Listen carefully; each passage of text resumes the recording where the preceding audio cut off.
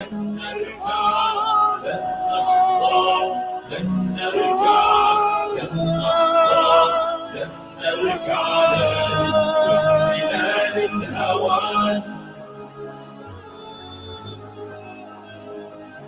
تبالي يا غزة وتحلي بالعزة وتحدي كل حصان. لا تبالي يا غزة وتحلي بالعزة وتحدي كل حصان.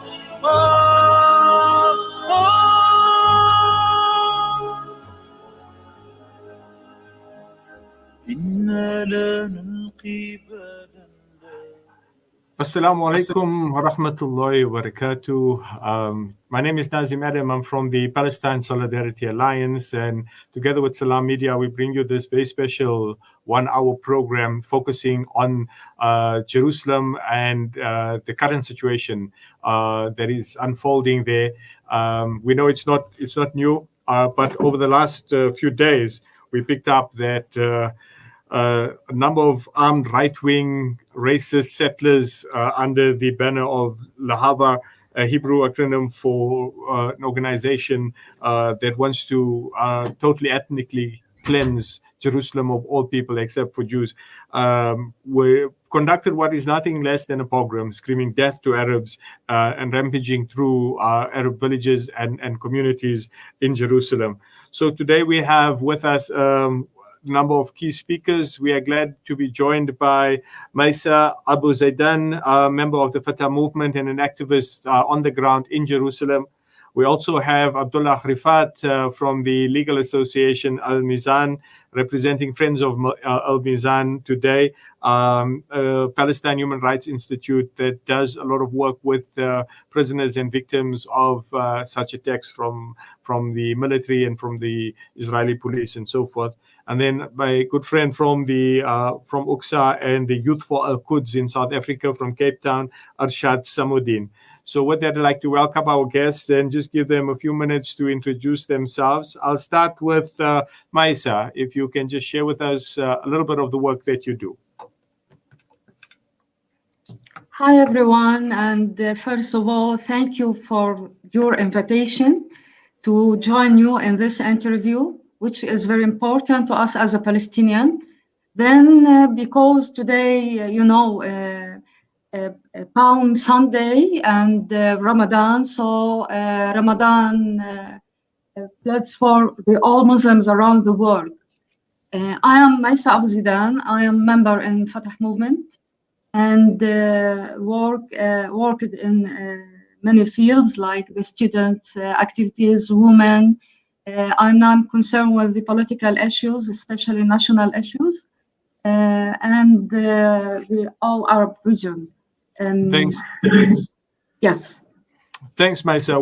We'll come back to you for your input around how this current situation in Jerusalem is linked to the broader national issues and liberation issues of Palestine. Abdullah, in a very short, quick brief, tell us about yourself and Al-Mizan. Assalamu alaikum, everyone. Thank you for having me.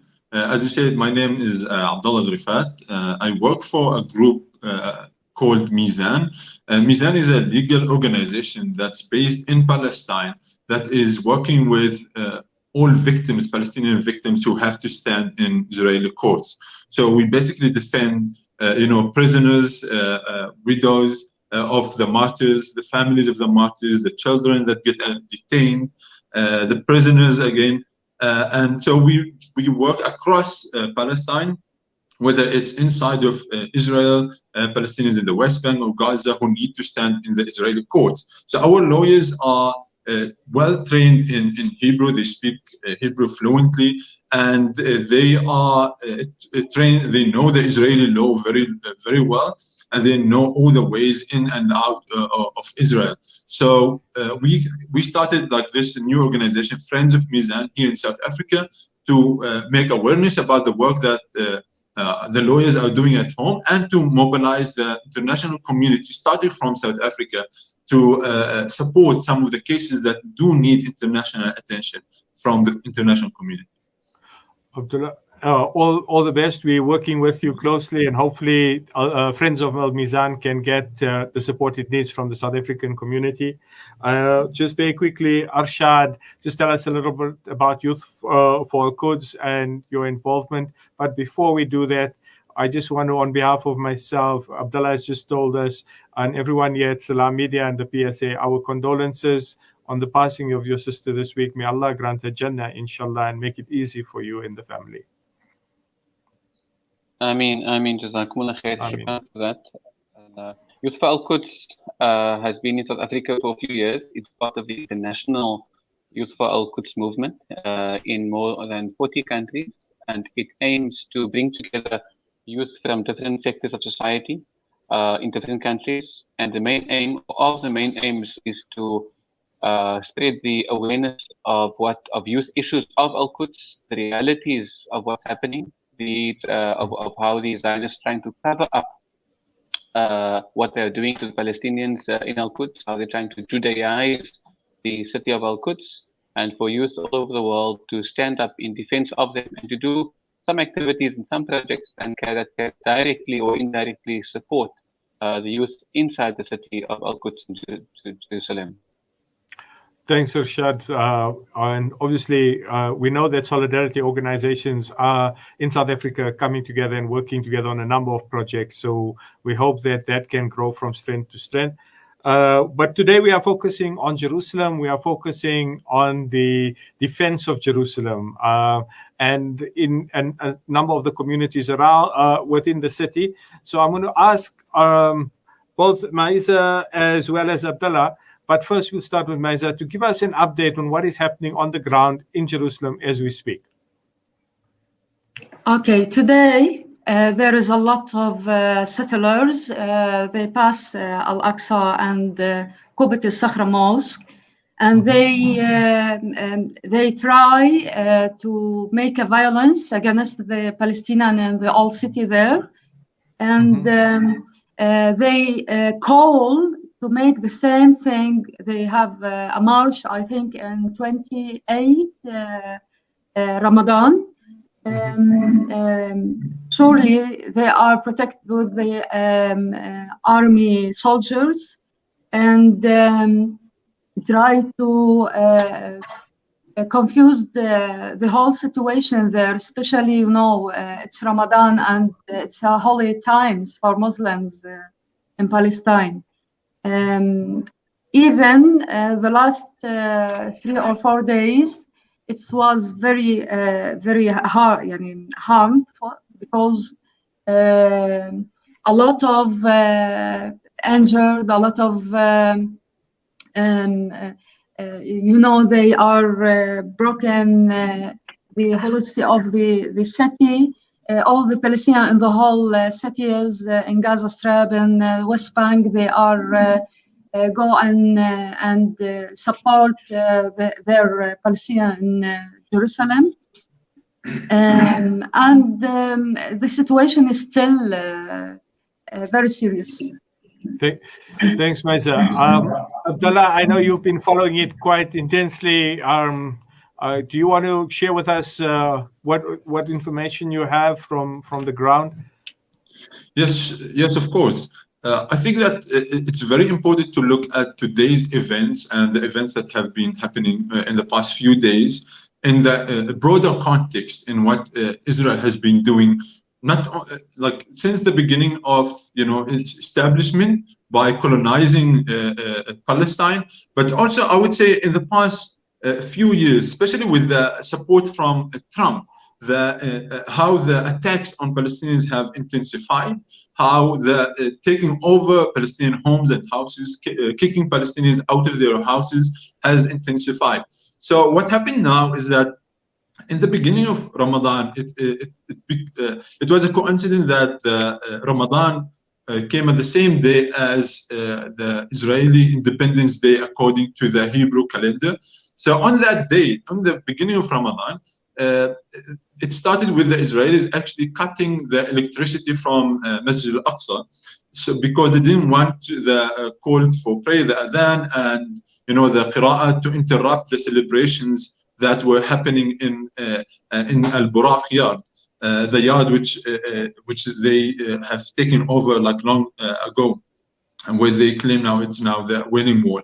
So it started from there in the beginning of Ramadan when with that. So and then it intensified with breaking into Masjid al-Aqsa, where there is more groups of settlers come into the masjid with the protection of the police and the military. And this year specifically, they allow the settlers to use the water supplies that are in the masjid, and they allow them to bring food into the masjid to agitate the Palestinians who are fasting, because Palestinians already, they don't like the Zionists breaking into the mosque, but now to agitate us and come to the mosque, and like drink and use our water basically to drink and bring food with you. It's just like a step that Palestinians saw that it was a bit too much. And then what's really important is that there was groups like the followers of Rabbi Meir Kahana. They called for all the settlers in Jerusalem to go to one of the gates that lead into Masjid al-Aqsa, the gates that lead to the mosque, where usually Palestinians hang out and gather and socialize in Ramadan. So there is the Damascus gate. There is like a yard, and there's some steps around it, and Palestinian youth usually they sit there, and there is like vibes of celebrations and like some sort of like how Christmas is here in South Africa is celebrated, where there is lots of lights and celebrations, and it's like a happy occasion. Similarly, in Palestine, when Ramadan comes, usually people come together, and then they go to Taraweeh, and when they leave the masjid, then they still sit together and they hang out, socialize.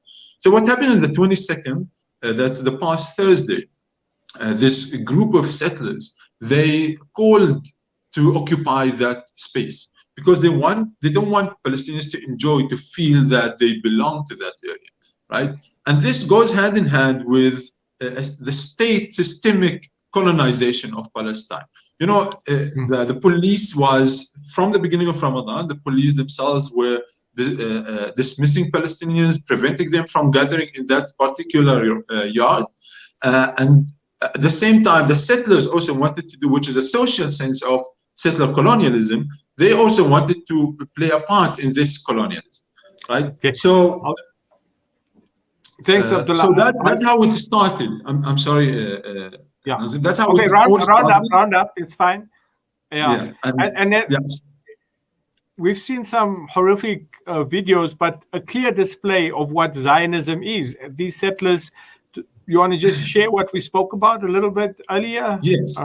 Yes, that I was about to say this, that the settlers started coming and they want to take over that space, because as one of them was interviewed by the Israeli TV there, and she said that we want to expel these Palestinians so we can take their houses. The question was, why are you burning? Do you want to burn the Palestinian houses? And the reply was, no, we don't want to burn the Palestinian houses. We want them out so we can live in these houses. So it's clear colonialism from the Israeli side. Yeah. And can I bring Arshad in here? Arshad, obviously, South Africa had experienced some great days of activism and resistance and so forth, and we're seeing this unfold in Jerusalem at the moment. It's been many days in Palestine as well. The situation and the understanding, the political understanding of what is happening with these settlers compared to South Africa. Can you compare it? Yeah, there are definitely lots of comparisons between South Africa and apartheid South Africa, and what is apartheid. The apartheid is definitely on steroids. So many times worse. If you allow me to make one comment on what is happening in terms of these, what's happening hand in hand with the occupation police and what's called the settlers disrupting behavior around Ramadan. In fact, I was reading a comment earlier to say that it would be more accurate to call them militias than to call them settlers. We know this is a settler colonial state, but and that's how it was established, and that's how it thrives. But to gain more ground, in fact, why are we here now? Why are we talking about Al-Quds? Why is this happening in Al-Quds, in Jerusalem? Because Jerusalem and Al-Quds is the one area, is the one file, the last since 1967. So since for the last 51 years that they have not succeeded. It's the one area their plans have not come to fruition. The huge numbers of Jerusalemites in their face, and the Masjid al-Aqsa al-Mubarak, and especially now in the time of Ramadan, it represents something that they have not been able to overcome. It represents a file that they have not succeeded in, not one. I think that is an important point that needs to be said in what is happening now. This was definitely not some sporadic event. It didn't just happen sporadically. But these militias, they provoke, and they can do what the occupation police supposedly under their laws cannot. So they will start the burning, they will start the fighting, they will start the provoking. When the Palestinians then defend themselves, then the police steps in and they take over their role in terms of beating and arresting and what happens after that. Arshad, thanks. Your line is a bit crackling up there, so we're going to try and see if we can reconnect with you. I'm going to go to Maisa and just ask, can we give a political context to this? I mean, we know that there are Palestinian elections on the cards. We know that the Palestinian Authority has taken the matter to the ICC, and they've agreed to to hold Israel accountable for its crimes against humanity. We as the PSA know that we've also submitted our docket from the Gaza war to the ICC. So there's some traction, some accountability that may be coming through, but there's also a national political situation. Do you want to speak to that for us a little bit? Okay. First of all, if we want to know what happened in real, we should know the political position of the city. First of all, we remember that in 1947 and 8, there was from the United Nations the decision which have a number 181. This decision talked about give the Jewish statement next to the Palestinian or the Arab statement. But about the Al-Quds city, Jerusalem, they said it will be organized and will consider as an international issue. But since that time till now, the Israeli side tried to make a new reality because you now ask to compare with the apartheid system in South Africa and in Palestine. And here I want to add something. A lot of Palestinian or a leader Palestinian and thinker, they try and they think that we should act as the people act and defend the apartheid system. But the Zionist movement, first of all, they are powered and supported with the global powers, since what we called as Palestinian and Nakba. And Israel today have an international atmosphere which support them, even they know it is a colonizer system. They are trying, we call something their approach as Zionist movement, how to cleansing the land from the Palestinian, the Arab Palestinian. So they try to make changes in the demography of Palestine. Now, Yes.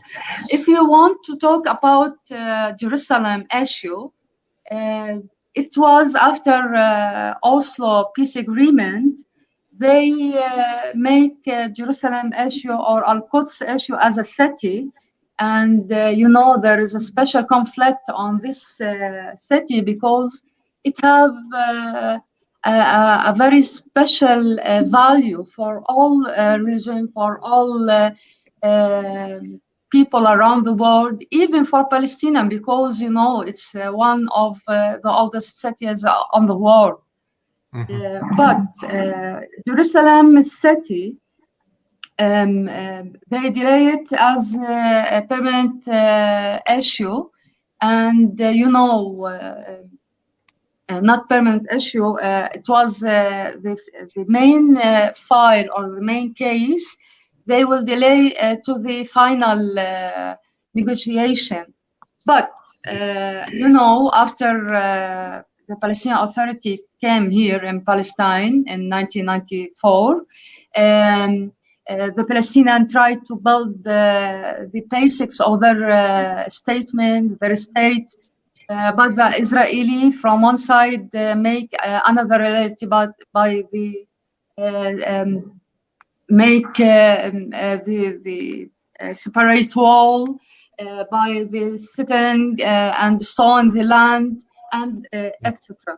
Now, what happened in Jerusalem, it's very dangerous to cover it as a religious case or issue. It's how the Israeli side tried to change the identity, the Arab and Eastern identity of the city. And they are trying to Judaization the city. And what happened the last days, especially the last couple days, they try to have Ramadan as a chance and as a good time to make their policies and to trans the conflict to a religious picture. It's very dangerous if we act as a religious picture or a religious issue. And from this, we can talk about the Jerusalem issue as a Palestinian city and as the capital of Palestine. But we have to accept that the settlers, the reverend that organized this, did it under the auspices of his interpretation of Judaism and their right, and that's why they want to reduce it to a religious issue. Sorry to cut in there, Maja. The point is also let's look at the politicals. I'm going to ask Abdullah to come in here. This is part of a broader political. Sorry. Can I? Yeah. Sorry, but yes, you can. I should add some point. The Jewish, I don't like to call them as a Jewish because you know we have in Palestine a Jewish in Nablus and around the world. The Jewish they are different about what we are acting with now or deal with.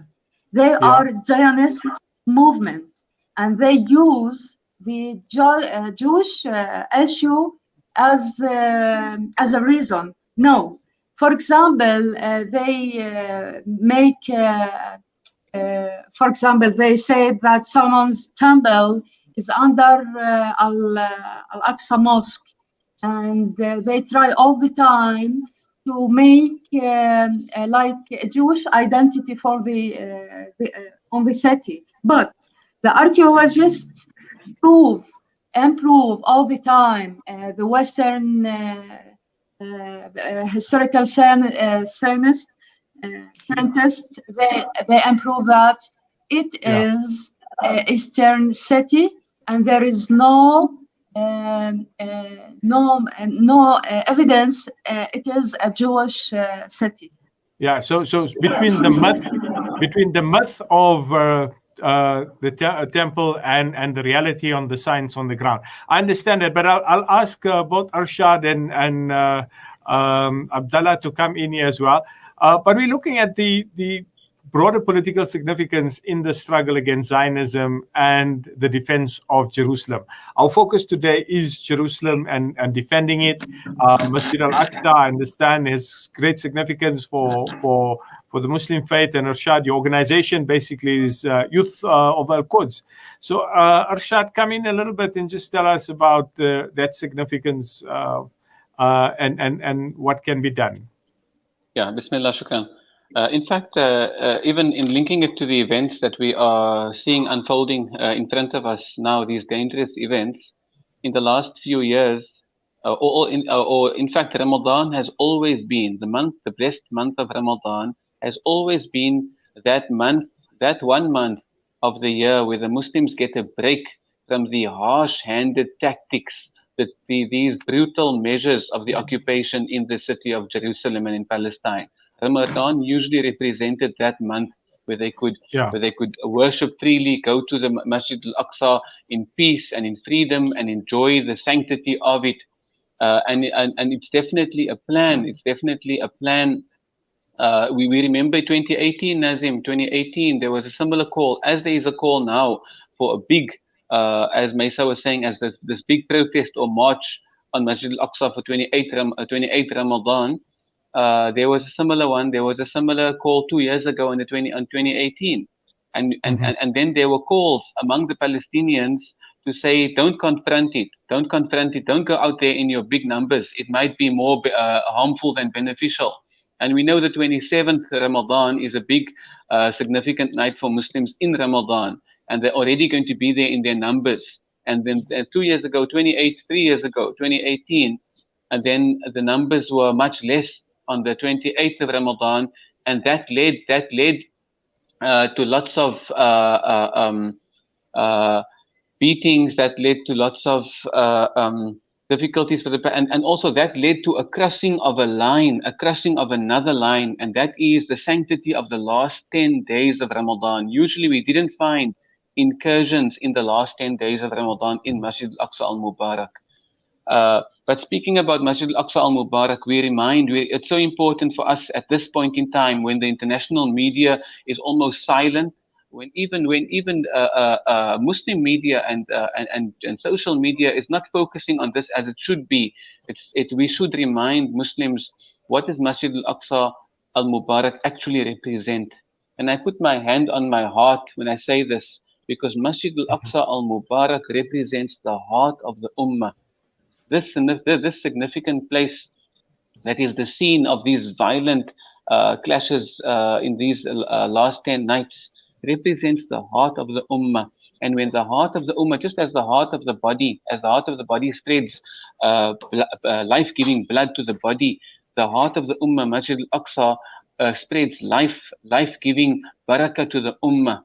And just as it is now in a space full of injustice, we need to restore that. But one point on the issue of the heart, so some of the scholars has broken it down further, and they say if we look into the Quran and we look at and the heart in the body, the space it occupies is slightly to the left of the center of the middle. And then if you look into the Quran, where does Allah speak about Surah Al-Isra, taking Muhammad sallallahu alaihi wasallam, his servant, from Mecca to Jerusalem, Masjid al-Aqsa? We see it's just left to the center, middle of the Quran, Surah Al-Kahf. Just a little bit to the left is Surah Al-Isra, the first verse where Allah speaks about this Masjid al-Aqsa al-Mubarak. It's mentioned in the heart of the Quran. Then even geographically in the world, where is Masjid al-Aqsa situated? Do we need to find out? We need to know what is the center of the world. Makkah represents the center of the world geographically. Little bit to the left, just like the heart in the body, little bit to the left of Makkah geographically is Masjid al-Aqsa al-Mubarak in Jerusalem. So even geographically, it represents the center, the heart of the world. So this is the pulse. This is the barometer. If Masjid al-Aqsa al-Mubarak is in a good state, ruled and administered by Muslims and in peace, then the Muslim Ummah and the world, whenever the Muslims ruled this in peace and in justice, and the Jews all over the world then enjoyed this peace and freedom. So this is actually where we are at the moment. Thanks, Arshad. Abdullah, very interesting points from Arshad there, and the significance of Masjid Al-Aqsa for the Muslim community. And we know that it is great significance, Maiza mentioned, for all religious faiths. But there is a political context to this. There are elections coming up. There are matters at the ICC. There is the whole Netanyahu and far right in Israel gaining traction. There's the defeat of Trump. What is the political context for you in terms of what this rabbi and all these right-wing settlers doing in the current moment? What is the political significance? Well, there are many sides to this question, actually. One, as you mentioned, is that Netanyahu just won yet another election, the fourth election in 2 years in Israel, right? There's that election. There is also the Palestinian election that is happening now, that's being planned for next month, for May. So there's these two things. One is that the groups that are attacking, the settlers that are attacking Jerusalem, they're attacking the people in their homes, and they're attacking Masjid Al-Aqsa. That is basically the constituency of Prime Minister Benjamin Netanyahu. So they feel that they have the political cover now. Therefore, it's easier for them to advance in their goals. The other thing is that because of the Palestinian elections, they fear also that if the elections produce something where there is more unity in Palestine or anything like that, then they are scared. Because if you look now at what's happening in Palestine, especially in Jerusalem, and the way that the Israelis have isolated Jerusalem from the rest of the West Bank and the rest of Palestine, basically, is that they also created some sort of a leadership vacuum in the city.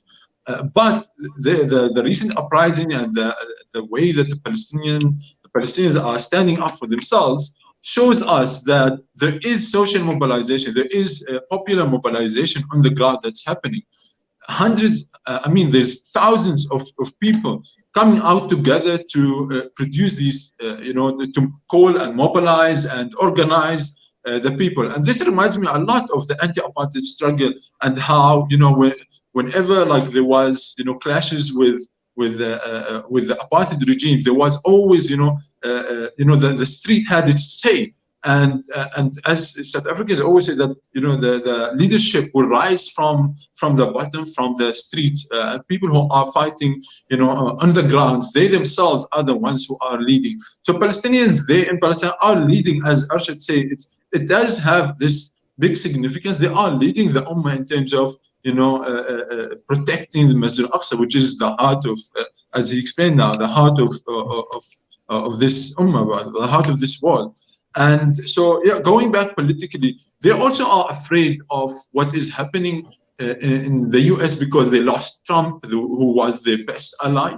And they think that, because he opened a big door for them to do whatever they want, now they feel that Biden, they want to test Biden as well, to what extent he will allow them to go also.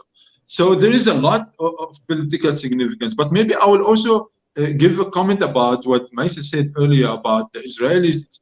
They want to paint it as a religious issue. And we know that there is, the Palestinian struggle against the Israeli colonialism. I don't like calling it conflict because what's happening is actually a slow genocide, to be more, accurate to describe what's happening. It is a slow genocide. So the Israelis, they use, the anti-Semitism that was in the West in a way to, and still actually exist in the West, to, in a way, justify their crimes that are happening and that they commit in Palestine. Because the West somehow feels a bit guilty, although I don't think they're really guilty, because what they have done is just they continue their anti-Semitism through chasing Jews from Europe into Palestine, basically, which is another discussion for how anti-Semitic Zionism is. But I hear what Maisa is trying to say by, that we need to be, Palestinians are always aware that we need to be careful of also not falling into this trap of painting, the whole conflict as only, that we are fighting against Jews, which is not the case, because Israelis themselves, we don't regard them as Jews, because they are Palestinian Jews, they are Palestinian Christians, they are Palestinian Muslims. However, there is also somehow like a religious side to it, in the sense that they are attacking the mosque. It's a mosque. Well, we can't say that it's not that, that there isn't the religious side to it, right? And those groups that Netanyahu is basing his support, and those who, Netanyahu's constituency, they're also like, they have they are religious fanatics, right? So we understand that the Muslim Ummah, wherever they are, they have this attachment to Masjid al-Aqsa, to Jerusalem, to Palestine as a holy land. The same way Christians, the same way the Jews also have. But we also feel that, to fight for justice is part of, our religious call as well. Part of our ibadah is to support those who are oppressed, right? And that's where, the dots should connect, that we need to be politically wise in how we phrase and how we understand the issue, and also have a motivation that can come from anywhere, from either just supporting human rights, or from a religious perspective, or any way that people can come and support justice from different, motivations. And we encourage South Africans, people around the world, everyone, and South African Muslims in particular, have been playing very important role when they visit Masjid al-Aqsa. And I would encourage more South Africans to actually go and visit Masjid al-Aqsa, so we don't leave it empty for the Israelis to take over. So this is maybe one of the messages that we should leave the listeners with today, is that I hope that there will be more South Africans present in there, because yes, Palestinians are there and fighting, and they are defending themselves, but also it's important that we see more Muslims around the world standing up for Palestinians, because what we have been seeing is that, and that's maybe also going back to the earlier question, how unfortunately many Muslim countries are giving up on the Palestinians. I would say maybe in the region that's close to Palestine, Masjid al-Aqsa, many of them are leaving us, and we see that there is more awareness and understanding of what's happening in Palestine in countries like South Africa and other countries who are, I would say, I can fairly say that there is more awareness about Palestine in the non-Arab countries, unfortunately, than it is in the Arab countries. And we as Palestinians also need to work a bit harder.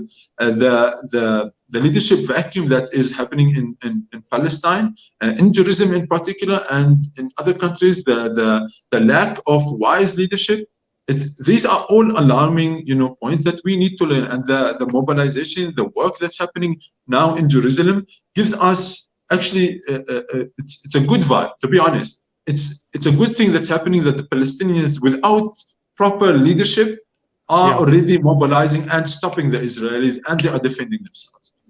Yes, Jerusalem is definitely fighting back. Maisa, from Fatah, what is the situation, preparations for the elections, the concerns in this climate of increased agitation? You've heard from Arshad and Abdullah. This is agitation from the far right, from the Zionist forces, and they're all far right to me, because anything that promotes Zionism is a right-wing ideology. Maisa, tell us from Fatah and the elections and the preparations, and under this climate of agitation, what is the situation like in the movement? Okay. First, I excuse you to add something. According to what Rashad said, yes, Al-Aqsa Mosque and the Holy City, it's a very important issue for us as Palestinian.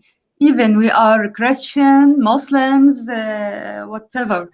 But I think, Rashad, when the settlers kidnapped Muhammad Abu Khdeir, he was, I think, 20 years old just, and they burned him till death.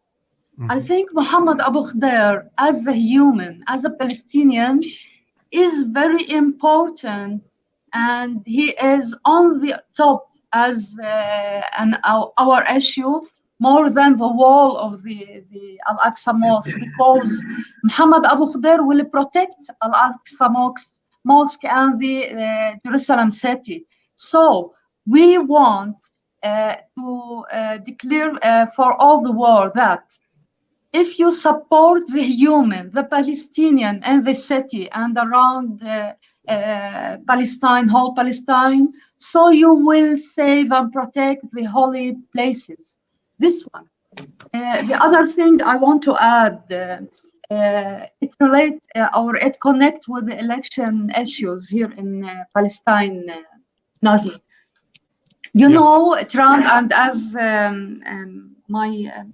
forget his name, Majan, sorry, Abdallah. Okay, sorry, Abdallah. As Abdallah said, that everything like change, and the ranks connect to each other. So the election for Fatah, for example, we consider it as the political entity, the political rejection that we refuse what Trump bring to us as a Palestinian, which they called the deal of the century. Now, Trump belonged to the populist right, and you know there is a new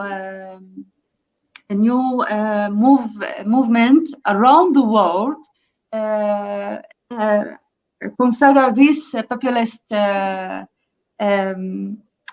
right, and they try to stain, or they try to make any conflict as a religious conflict. And this we faced here in Arabic region, especially in Palestine. Now, we as a Palestinian, especially in Fatah movement, we work on two sides, parallel. First of all, we are lead, and we are stand of the Palestinian issue and lead our national project, which called the Palestinian Authority, which we try to build the basics of our state and future. And we, on this side, we passed a lot of political and law battle in the United Nations. As a Fatah, this election will improve that we are keep our rights. First of all, as the peace process and the peace agreement said, because it was an international responsibility. This is the first point. The second point, now our political rejection for what Trump bring and give to Netanyahu from Al-Quds. So we as authority prepared everything as a Palestinian, and now we are ready to go in the elections, but the Israeli side don't want the elections for many reasons. So the Israeli side try from Jerusalem, and they use Ramadan to begin the battle of what they call the deal of century. And this one picture, or this is one area or one piece we are fight to improve, or to say that we have the right to build our statement. We have the right to stay on this land, our land, and this election will I think will come as the big battle, or the big struggle to put or to improve that we are reject and we refuse what Trump and what the radical right group or troops try to make and change the demography of Palestine. So everything, every issues connect to each other. Yeah, guys, we're running out of time, so I'm going to come in just before we close up. What we've also seen is the very brave young lions of Jerusalem take to the streets. Our kind of sporadic young youth defying the odds, unarmed. The pictures that we were flighting, you see 5, 6 military officers taking down one Palestinian lion. Jihadi Skafi. His name is Jihadi Skafi. But the point here, Maisa, and I think that I want us to perhaps all speak to this, like in South Africa, we know by the 1980s, our youth became very, very, very disappointed with the leadership because they felt that we were not moving things along at the pace that they felt that their hope and their future needed. Do you think there's a sense, and I'll start with Abdullah and then move to Arshad and Maisa to finish, that the youth in Palestine are now frustrated and impatient with the current leadership of the Palestinian people, and that there is a need for change? We know that as repression, as this very heavy-handed kind of policing entrenches itself, not just in Palestine, but across the world, the resistance has increased. Is it a time for increased resistance for the Palestinian people? Is this the impatience? Is this the mood of the young people at the moment? Abdullah. Yes, Nazim, thank you for the question. I think it's a very important question. But just before I answer it, I would like to touch on the issue that Maisa actually brought up, which is about Muhammad Abu Khdir.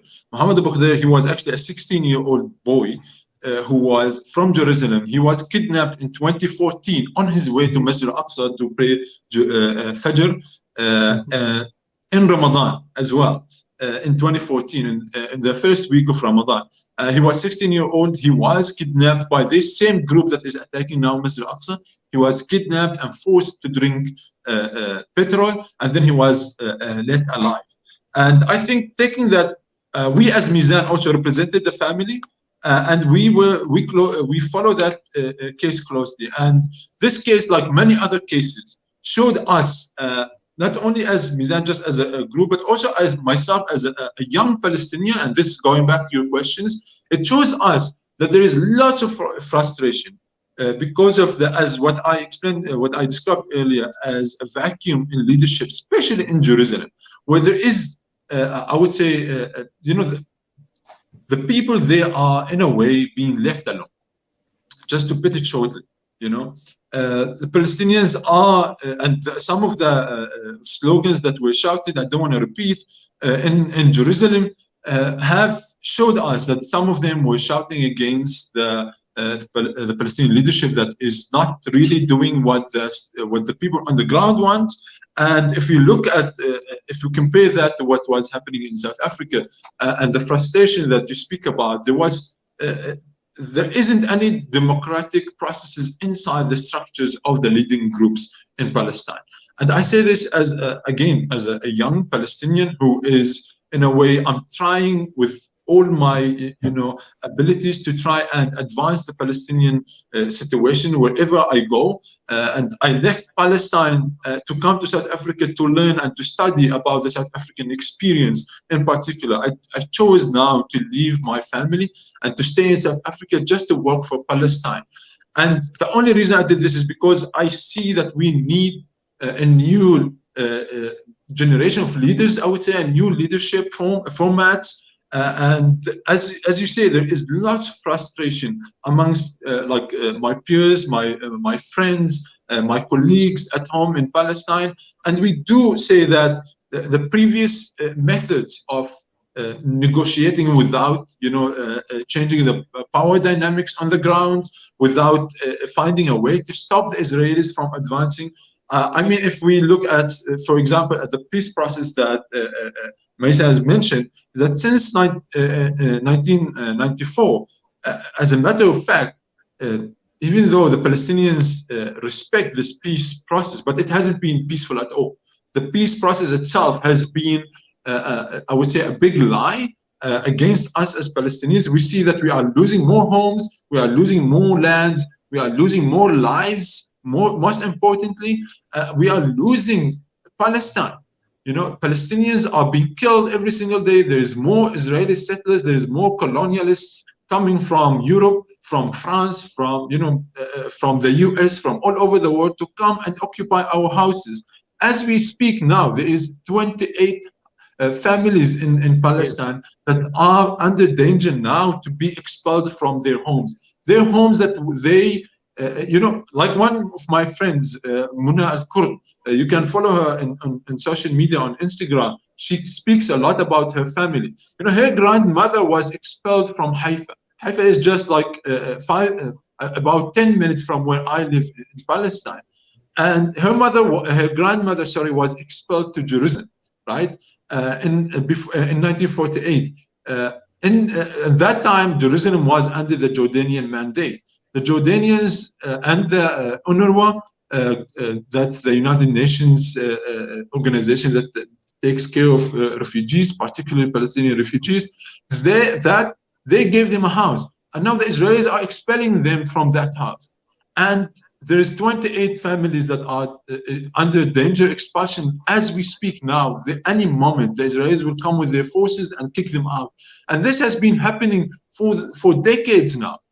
Israelis, their tactics is to take a house by house in Jerusalem because they can't take, one big time like they did in 1948 and the years around that during the Nakba, where they expelled 2/3 of the Palestinian population. So what they are doing now is that they're expelling a house by house. They're making the economic situation for Palestinians in Jerusalem especially harder and harder, so Palestinian youth especially can leave because of the taxes and the life expenses there, and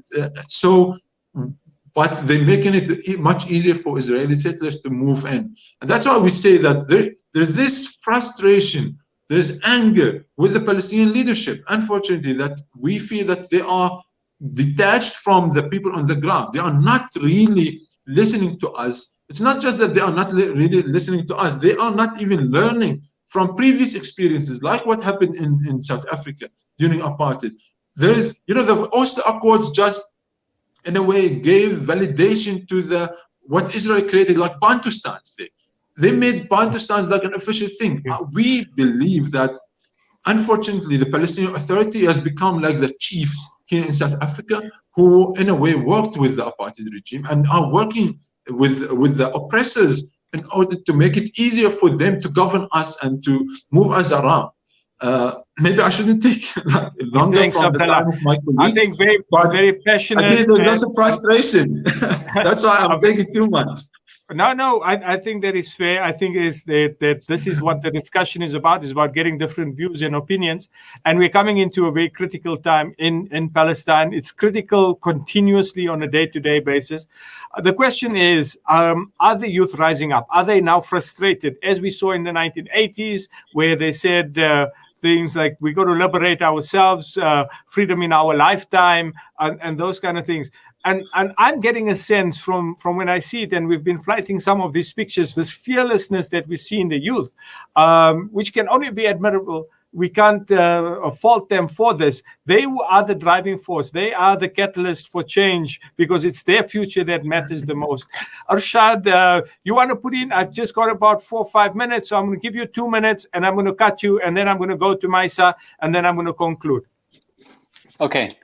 So definitely we are seeing the youth rising up. I think the youth has been rising up in Palestine for the last 40 years.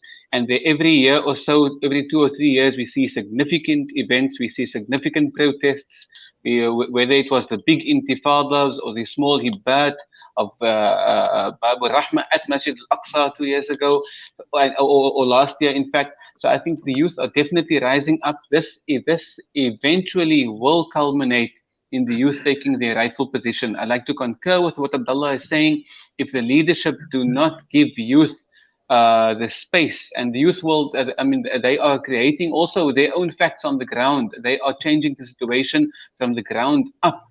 Any movement, any liberation movement won't they won't last the course if they don't put the youth in their rightful positions. We are seeing that in South Africa now. I also want to say that what we are seeing on our screens, and we need to broadcast it much more widely, but the Palestinians can give hope to the South African youth at the moment.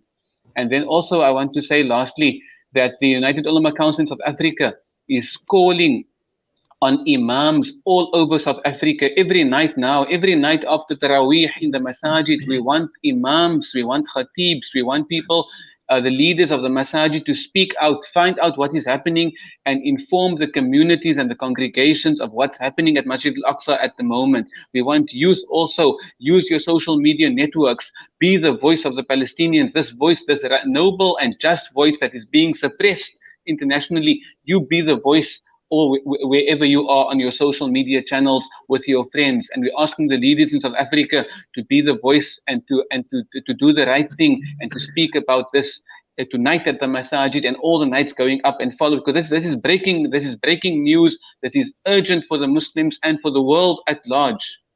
And I will stop at that. Thanks, Arshad. And you raised the important question. We as South Africans need to do more. We can do more. And Abdullah referred to this as well.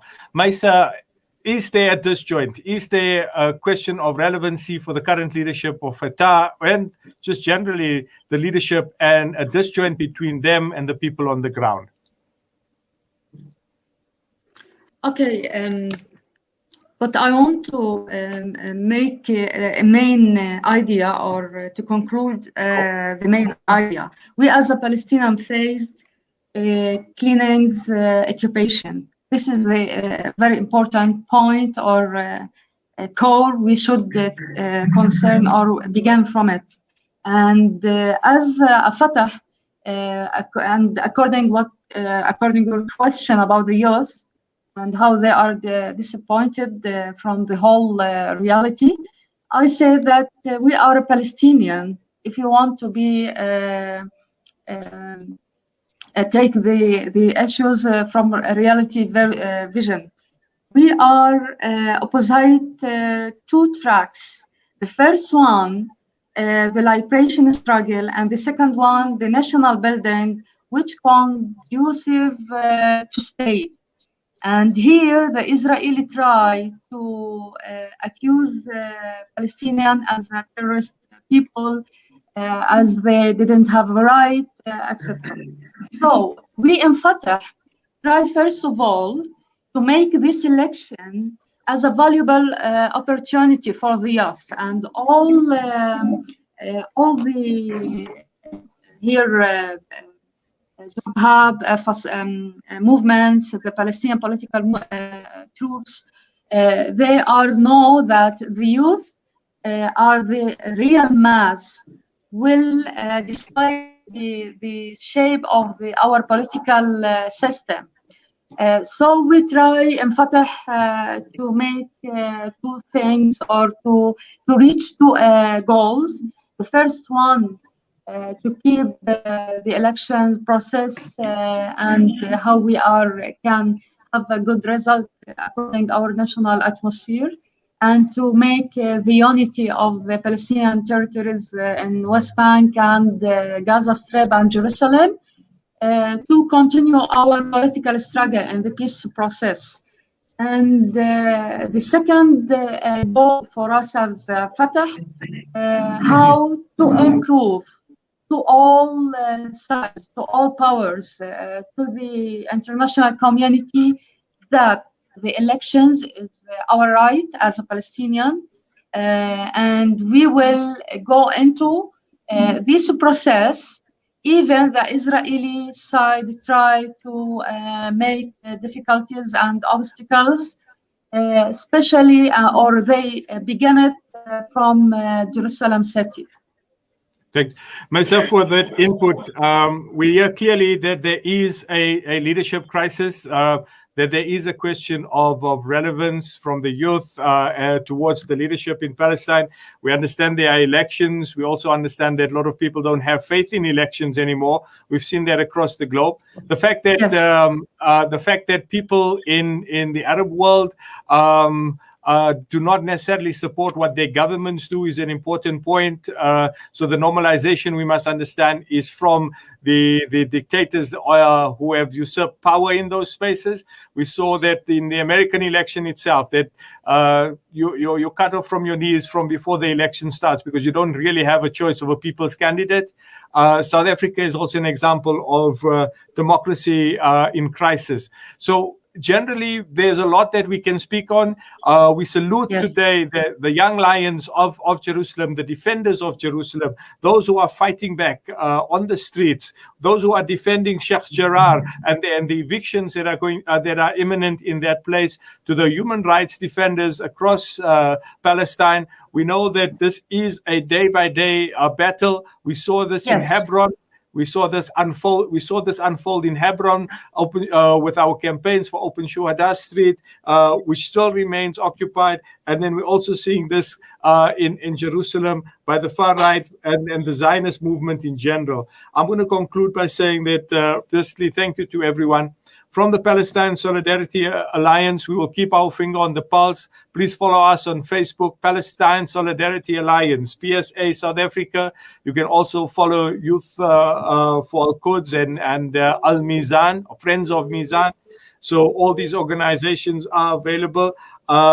We also hope, and I hope to be meeting with the SABDS coalition, which is made up of a number of Palestine solidarity organizations, to see what we can do. I think that there is a call for a voice from South Africa, some sort of action, and maybe the solidarity organizations that are part of the BDS movement, we can see how we can pull something together.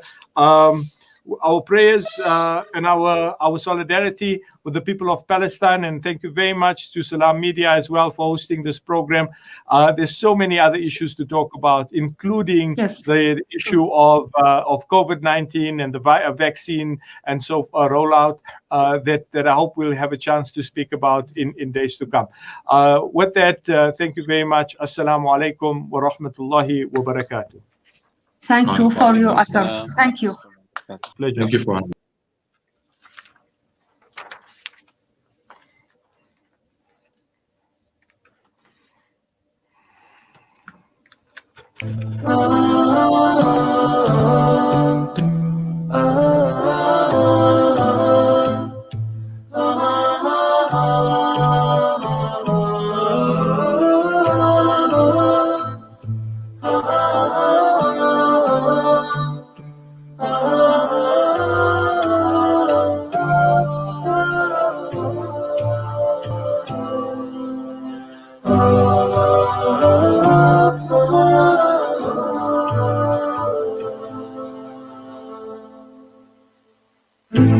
Every day we tell each other that this day will be the last, and tomorrow we all can go home free, and all this will finally end. Palestine, tomorrow will be free.